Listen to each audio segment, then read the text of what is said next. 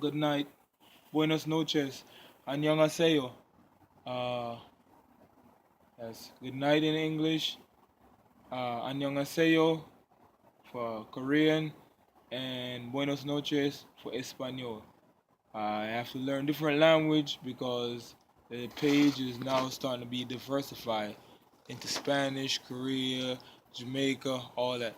But anyways, I starting on the axle. I already took the axle out. I'm sorry, I'm doing the video now that I already took the axle out, but I had to make sure I take it out so I could know what I was talking about first. So here I'll show you some of the tools you're going to need when you're doing the axle.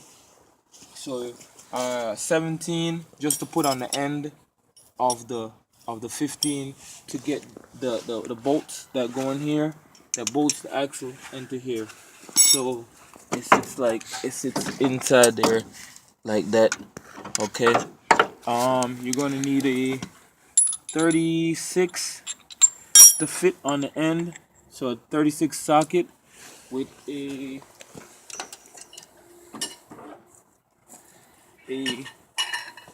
a power handle and a piece of pipe to put on the end of here.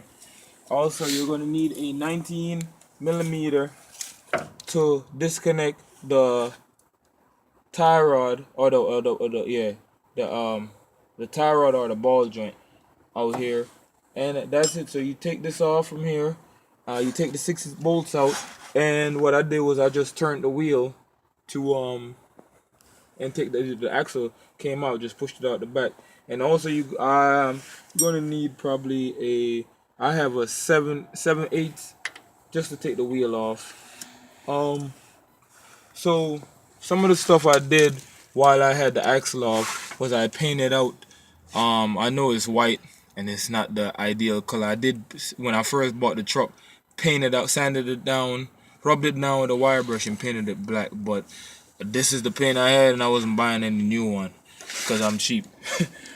Yeah, so I had it painted up in here too, all up in the creases and all that, because these trucks have a tendency to rust. As you can see here, it's rusting as we speak.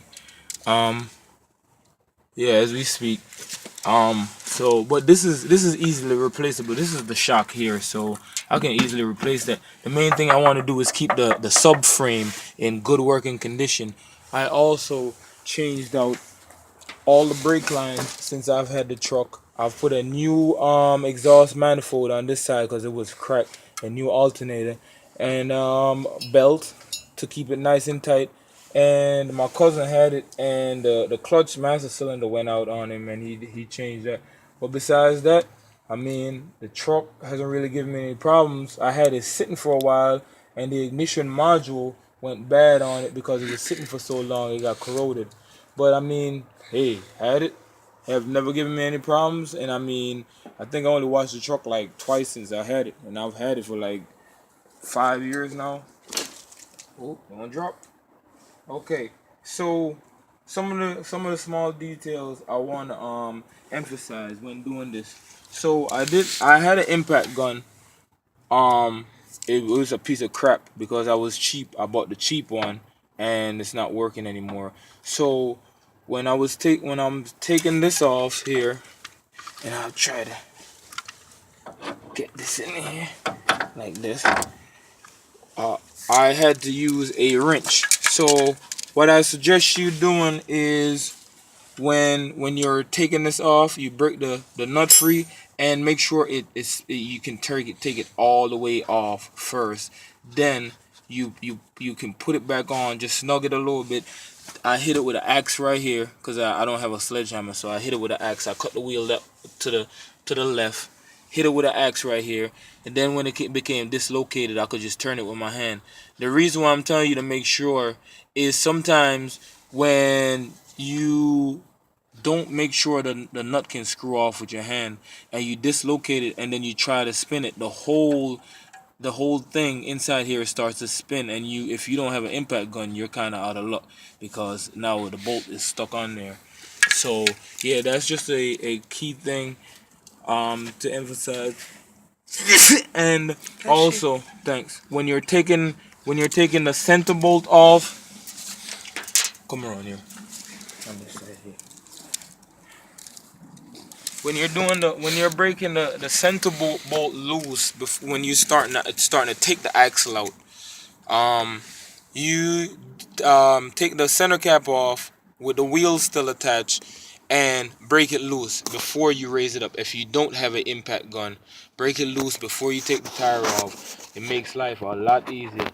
As far as these 6 bolts, you can see these 6 bolts that go in here is 6 of them, 6 small ones. What I did was I would raise the car up, get it from the bottom. It's a 15 millimeter bolt, and I would turn it, break 2 of them off, jack the truck back up, rotate it again, put the wheel back down, break 2 of them, rotate it again, and break them loose, and then put the wheel back down, and you get the idea. So when the wheel is on the ground, it holds the axle still, because I didn't have an impact gun. So this is for if you don't have an impact gun. If you do have an impact gun, then you can just pretty much just break it loose, and you don't have to worry about the torque, or the torque resistance, and making the whole thing spin. So I'm gonna put the axle back in and show you the finished product. But like I said, it was really easy to take off. All I had to do was just break this loose, move it out the way to the side like this, move it out the way, and slide the axle out. And really, that was it. I mean, besides taking the 6 bolts off, breaking this loose, that was it. Hammer it on the end right here till it came cracked, and that was it. This model, I couldn't find any videos on YouTube for this specific truck. The rest of them had a stabilizer link, and that was throwing me off a little bit. So I think this might be the actual first and only video of a '88 GMC Sierra. The rest of them had, rest of the models come with a stabilizer link. So I'll come right back when the axle is in. Alright, y'all. So I got the tire on, but I'm not done. So what I gotta do now, since I have the tire on, I have to tighten this up right here. Pause. Alright, so these are the 6 axle bolts that I was telling you about. So what happens is, when I'm in the front, I can only access 2 at a time. So I'll tighten these 2, and then I'll rotate it. Okay, so I tighten these 2 here, so I gotta get access to the other ones up there. And what I'm gonna do now is I'm gonna rotate it so I can get access to the rest of them, and then I'll lower the truck down so the wheels on the ground to hold it firm, and then I'll just tighten them up and do the same procedure till all 6 of them is tightened, and that should be it. Don't forget to share this video, hit like, subscribe. This was quite easy. It was only literally like 2 or 3 things that was in the way, plus the 6 bolts on here, and got it done. It's not difficult at all. Main thing is I want to get the truck ready for the winter. I got tires on it, I got the axle on it, so it should be good and ready for the winter. Exhaust, that's optional. Sorry I had to say pause in the video. My camera lady fell asleep on the job, but I appreciate. I smell a cigarette. Somebody smoking. My boy next door must say I smoke. Damn, see your job must say I'm at him. Yeah, but hey, I appreciate you guys. Hey, Brazil, one love. Hey, Florida, one love. Everybody that's in Baltimore that's supporting me. Thank y'all. Hopefully I can do a video soon of cutting my hair, because as you can see, I've been growing it out, so I can shoot a video of doing it. Also, if I get and I gotta come up with a certain amount of subscribers, I'm thinking about doing it, polar bear challenge. I saw one black person done it so far, and he almost fainted, and he only went up to his ankles. or probably his knees, and I mean he was, so that made me hesitant.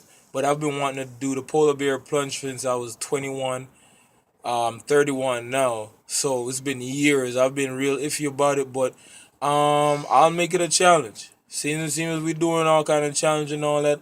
I want to do the you know, make parenting great again challenge, and I want to do the polar bear challenge. So leave a message in the comment section below and let me know if you want to see me do the polar bear challenge. I don't know if I want to even see me doing it. I mean, I don't know. It's gonna be a challenge right there. But hey, y'all have a good night. One love. Be safe. I see you guys.